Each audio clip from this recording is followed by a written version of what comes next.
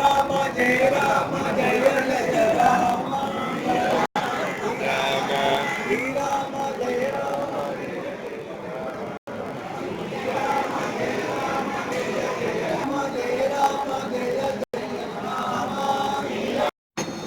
జై శ్రీరామ్. శ్రీరామ తత్వాన్ని ప్రచారం చేయడంలో భాగంగా హిందూరాజుల గౌరవని శ్రీకృష్ణ చైతన్య సంఘం ఆధ్వర్యంలో 16వ కోటి తలంబరాల జ్ఞానయజ్ఞాన్ని ప్రారంభించి భద్రాచల శ్రీ సీతారామచంద్ర స్వామి దేవస్థానంలో కోటి తలంబరాలకు అవసరమైనటువంటి వరి విత్తనాలను తీసుకొచ్చి స్వామివారి సన్నిధానంలో ప్రత్యేక పూజలు చేసి తీసుకువెళ్ళి తూర్పుగోదావరి జిల్లా గోదావరి మండలం నక్షత్రాపురం సర్వే నెంబర్ 12 ప్రత్యేక పంట పండించి ఆ పండినటువంటి కోటి తలంబరాల ధాన్యాన్ని 5 రాష్ట్రాల 5,000 మందికి కోటితో వడ్డించి 2027 సంవత్సరంలో జరిగేటువంటి శ్రీ సీతారామచంద్ర స్వామి కళ్యాణానికి 16వసారి భద్రాచలం, 9వసారి భక్తిగట్ట, 4వసారి అయోధ్య రాముడికి కూడా కోటి తలంబరాలు సమర్పించడంలో భాగంగా మరియు ఈరోజు భద్రాచలం శ్రీ సీతారామచంద్ర స్వామి దేవస్థానంలో ప్రత్యేకించి పూజలు జరిగాయి.